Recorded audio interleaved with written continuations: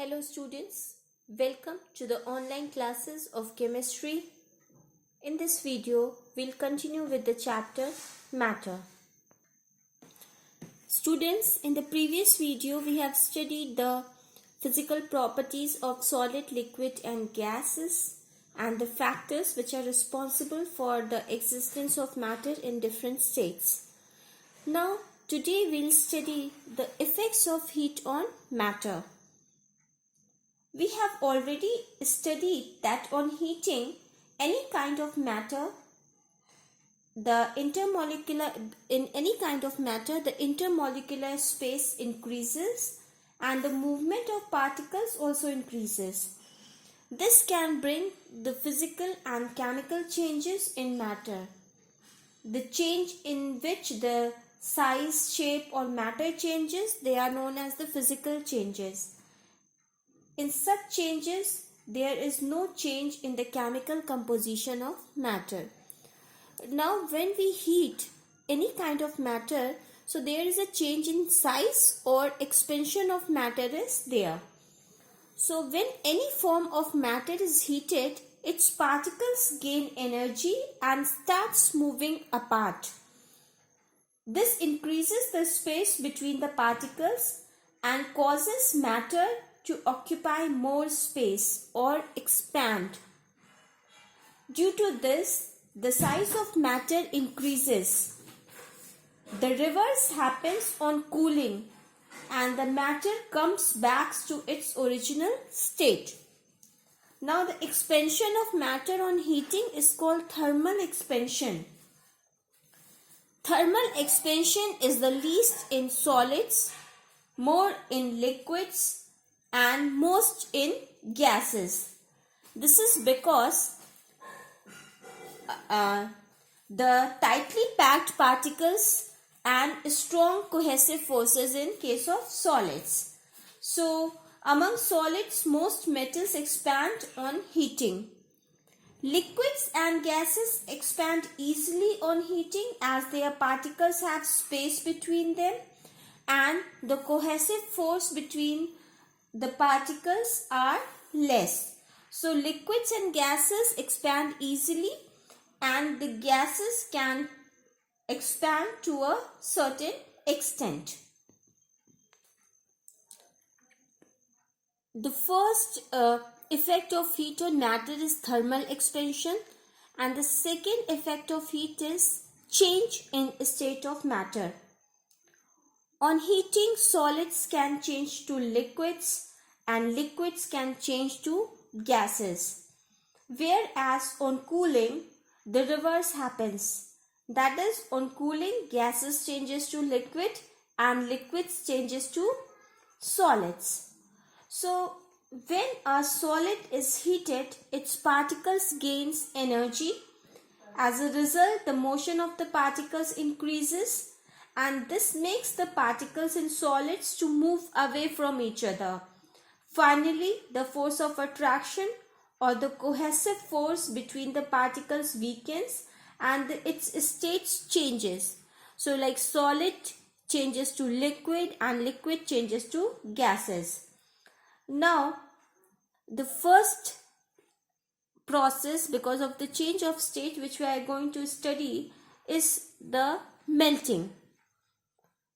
The process of changing of a solid to a liquid due to heat is called melting. The temperature at which a solid changes to a liquid is called melting point. For example, ice melts and changes to water at 0 degree Celsius. So melting point of ice is 0 degree Celsius. Different solids have different melting points. The next process by which the liquid changes to gas due to heat is called vaporization or boiling. So in boiling, the liquid changes to gas because of heating.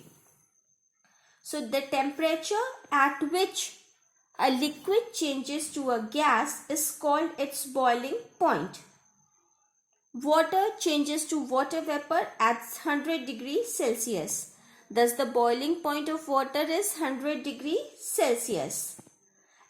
Now different liquids also have different boiling points.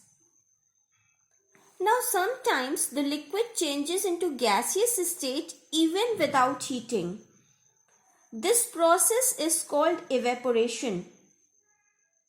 For example, water evaporates from lakes and rivers, and the nail polish remover evaporates, and the wet clothes dry due to evaporation of water.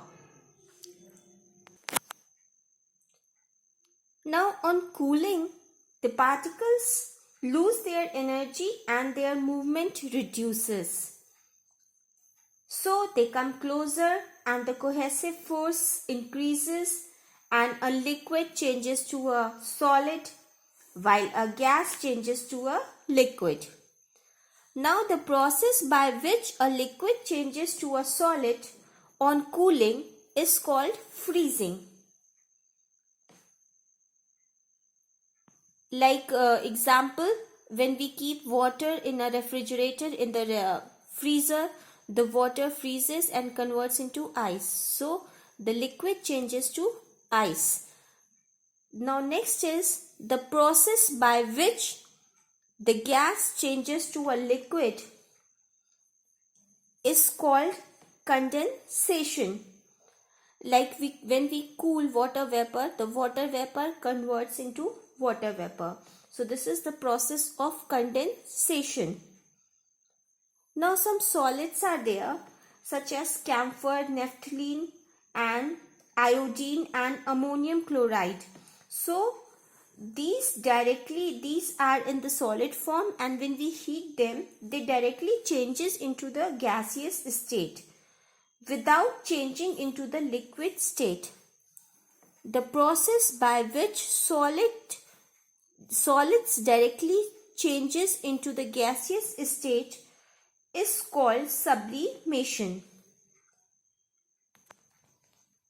Both expansion and the change of state of matter are physical changes, as only the form of matter changes and the composition remains the same.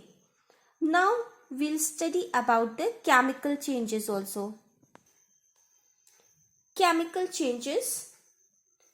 During a chemical change, the composition of the substance changes and the new substance are formed. Due to heat, the particles of one type of matter can react with the particles of another type to form the new substance. Combustion or burning is one of the most common chemical changes that occurs due to heat. For example, when a candle burns, the particles of wax reacts with the oxygen in the air to form carbon dioxide and water vapor. This is a chemical change, as the chemical composition of both wax and the oxygen changes. Similarly, the burning of fuels such as wood, paper, LPG and coal are the examples of chemical changes that occur due to the effect of heat on matter. Burning of magnesium to form magnesium oxide is also an example of a chemical change that occurs due to heat. Cooking of food, baking of a cake are the other examples of chemical changes from our daily life. So students, this completes our chapter matter, and in this chapter we have studied the physical properties of solid, liquid and gas, the factors which are responsible for the existence of matter in different states, and the effects of heat on the state of matter. So because of effect of heat, there are some physical changes also, and there are some chemical changes also. So I request you to revise this chapter again and again, and with this video I'll send the lesson plan also. You have to do the work of lesson plan in your notebooks. Thank you.